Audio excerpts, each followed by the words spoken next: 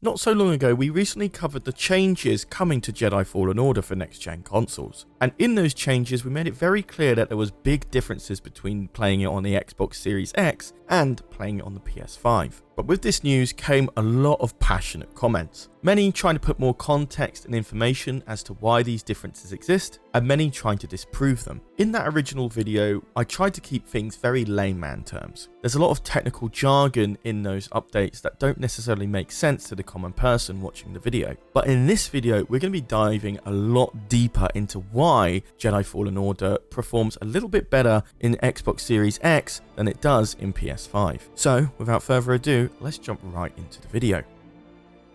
So a couple of days ago, EA released a new patch for Jedi Fallen Order, which gives it a bigger performance boost in next-gen consoles. That performance update gave it improved frame rate, an improved dynamic resolution range, and improved post-processing resolutions for both consoles. So for playing Jedi Fallen Order on a base Xbox One or PS4 wasn't exactly ideal. Unreal Engine, which Jedi Fallen Order is developed on, does have data streaming optimization issues within its engine, as games are now being able to run on higher resolutions, higher frame rates, and having larger textures to boot. More archaic ways of reading data is becoming obsolete. This means reading data straight off a CD or even on some old hard disk drives are no longer optimal for running some certain games of the previous gen and probably most of the games in the next gen. So this reason and a fair few others explain why it isn't optimal playing Jedi Fallen Order on these base consoles. For the Xbox One X and the PS4 Pro, the situation definitely improves as the game can run at about 40 frames per second, outbeating the base console's 25 to 30. And whilst playing Jedi Fallen Order on the next gen consoles was even better than playing it on the previous ones, you were stuck to an uncapped FPS that would waver between 50 to 60 frames per second, as well as being locked at 1080p. But with this new patch that EA has just released, it allows Jedi Fallen Order to know if it's being ran on the next gen console, and when it is, it can push its performance even further. Here we can see that you're getting solid 60 frames per second on the Xbox Series X and on the PS5. Unfortunately, the Xbox Series S does suffer. You're seeing a lot more drops from the 60 down into the 50s at some cases, but the performance is still much better than it was on the Xbox One X or on the PS4 Pro. On those consoles, you would see FPSs dip from 50 down into the 40s. It really struggled to actually hit 60 in most cases. Let's dive into those controversies. A lot of people were very passionate about how it performs on the PS5, as well as mentioning reasons why we were perhaps wrong. I'm still standing by what I say because I'm simply reading off patch notes. These weren't my opinions at the end of the day. I was just reading the numbers and then telling you there was a difference between the PS5 and the Xbox Series X. So for those of you who want to go through them again, the Xbox Series S frame rate has been increased to 60 FPS, although we have seen dips from it in most cases, and has no dynamic resolution or post-processing. And my assumptions are the Series S is still running it in 1080p. The Series X performance mode had a frame rate increase to 60. There it's pretty solid throughout, and the dynamic resolution added in the range of 180p to 144p. Now, dynamic resolution is where it decreases or increases the resolution of gameplay depending on how hard the console has to run. This is so the game can focus on keeping that 60 frames per second. On the Xbox Series X quality mode, the post-processing has been increased to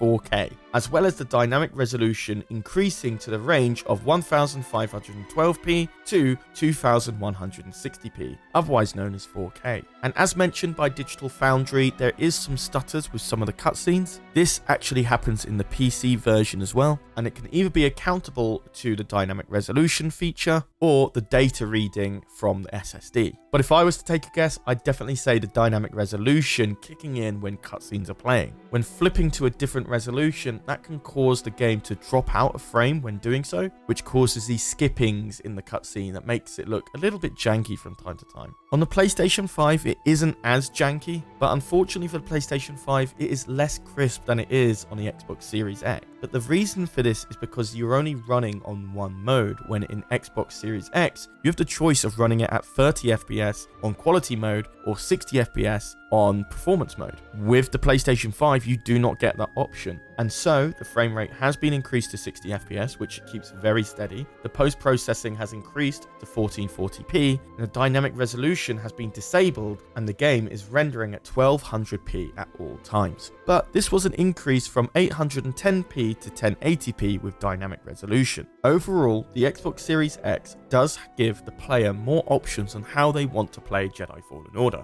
You have the choice to play in high fidelity with better lighting at 4K, but being restricted to 30 frames per second, or you can choose to have those features off and run at dynamic resolution of 180p to 1440p at 60 FPS. As for the PlayStation 5, it's always running in a performance mode, if you will. It's always running at 60 frames per second, the post-processing is at 1440p, and the game is rendering at 1200p. To simplify things, playing Jedi Fallen Order on the PlayStation 5 is like in-between mode between Xbox Series X's performance mode and quality mode. But that wasn't the only thing people were quite passionate about. I also mentioned why many previous gen games are running better on the Xbox Series X than they do on the PlayStation 5. This isn't an anomaly. Playing Squadrons on an Xbox Series X is a lot better than playing it on a PS5. And if you don't believe me, we made a video about that, which I will put in the top right corner now for you to check out. It's the same for Rocket League, where they had a 120 FPS update announced for the Xbox Series X, but was missing with the PlayStation 5 version. Whether you want to pin it down to APIs or the wireframe of an engine, or even down to the OS, the fact of the matter is, the Xbox Series X has better backwards compatibility is because their Xbox Series X compilers work very similarly to the Xbox One. Rocket League was developed in Unreal Engine 3,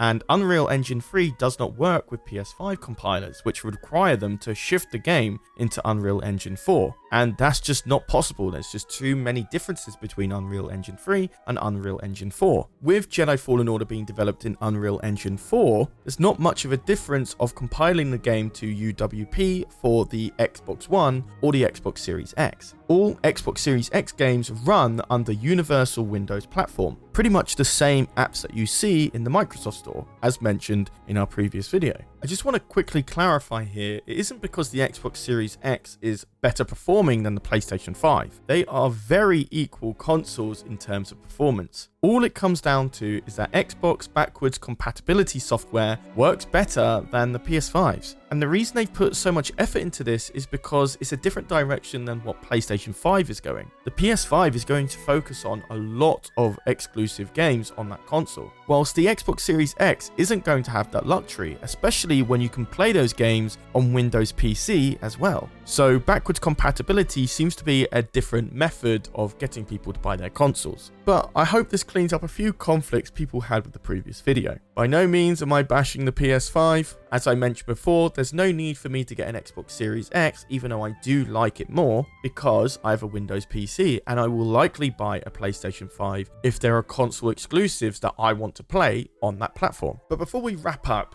I recently made a video about all the evidence that is actually pointing towards a potential for a Battlefront 3, which would actually make sense considering EA has lost its exclusivity rights to Star Wars games. So if you're interested in checking out the evidence that I found, definitely check out that video. It will be appearing in the top right corner of the info card or in the pinned comment down below. But that pretty much wraps up my bigger, in-depth detail look at the performances for Jedi Fallen Order on the PlayStation 5 and Xbox Series S/X.